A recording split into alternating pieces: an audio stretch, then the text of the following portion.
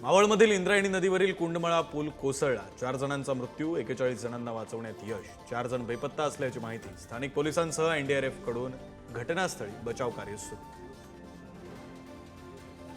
कुंडमळा पुलामध्ये अडकलेल्या पर्यटकांचं rescue operation सुरू। पर्यटकांच्या बचावाचा थरार समोर। एनडीआरएफच्या पथकाकडून शर्थीचे प्रयत्न सुरू। पर्यटकांनी पुलावर दुचाकी नेल्यानं ओव्हरवेट होऊन कुंडमळा पूल कोसळल्याची प्राथमिक माहिती। पर्यटक पुलावर उभे असताना पूल वाहून गेला। मंत्री गिरीश महाजनांकडून घटनास्थळी पाहणी। मृतांच्या कुटुंबियांना 5 लाखांची मदत जाहीर, तर जखमींच्या उपचाराचा खर्च राज्य सरकार उचलणार। केदारनाथ धामला जाणाऱ्या हेलिकॉप्टरचा अपघात। गौरीकुंड सोनप्रयागच्या जंगलात हेलिकॉप्टर कोसळलं। 7 जणांचा मृत्यू। मृतांमध्ये यवतमाळच्या वणीतील जयस्वाल कुटुंबातील 3घांचा समावेश। शिवसेनेच्या निर्णय प्रक्रियेमध्ये रश्मी ठाकरेंचा हस्तक्षेप। भरत गोगावलेंचा गौप्यस्फोट, तर रश्मी ठाकरेंनी कधीच हस्तक्षेप केला नाही।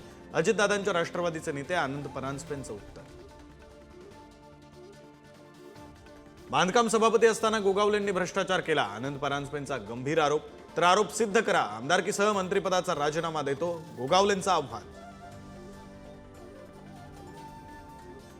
पालिकेवर एक हाती भगवा फडकवण्यासाठी जोमानं काम करा, ठाकरेंचे आदेश। 105 हुतात्म्यांनी रक्त सांडलं तेव्हा मुंबई आपल्याला मिळाली, ती मुंबई व्यापाऱ्यांच्या हातात जाऊ द्यायची नाही, ठाकरेंचं वक्तव्य। फडणवीस आणि राज ठाकरे भेटीतील चर्चेची मला संपूर्ण माहिती। शिवसेनेचं मुखपत्र सामन्यामधून संजय राऊतांचा दावा। मोदी, शहा, फडणवीस महाराष्ट्रातील ठाकरे ब्रँड संपू शकत नाहीत, राऊतांचा हल्लाबोल। महापालिका निवडणुका महाविकास आघाडी एकत्र लढणार की प्रत्येक पक्ष स्वबळावर? स्थानिक परिस्थितीनुसार निर्णय, विजय वडेट्टीवारांचं वक्तव्य। तर एकत्रित लढण्यावर चर्चा नाही, जयंत पाटलांचंही विधान। मालवणच्या राजकोट किल्ल्यावरील शिवरायांच्या पुतळ्याच्या चबुतऱ्याच्या बाजूला भगदाड, तर भगदाडाचा पुतळ्यावर काहीच परिणाम नाही, सार्वजनिक बांधकाम विभागाचं स्पष्टीकरण। पुण्यातील सराईत गुंडाचं सोलापुरात एन्काउंटर। अटक करण्यासाठी गेलेल्या पोलीस आणि आरोपींमध्ये चकमक। गुंड शाहरुख शेखच्या गोळीबारानंतर पोलिसांकडूनही प्रत्युत्तर।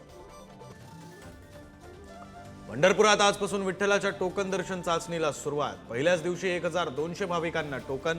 वारी आणि आषाढी एकादशीची गर्दी नियंत्रित करण्यासाठी निर्णय। इस्रायलचा पुन्हा इराणवर हल्ला। गॅस रिफायनरीवर मिसाईल आणि ड्रोन डागले। डिफेन्स सिस्टीमही केली उद्ध्वस्त।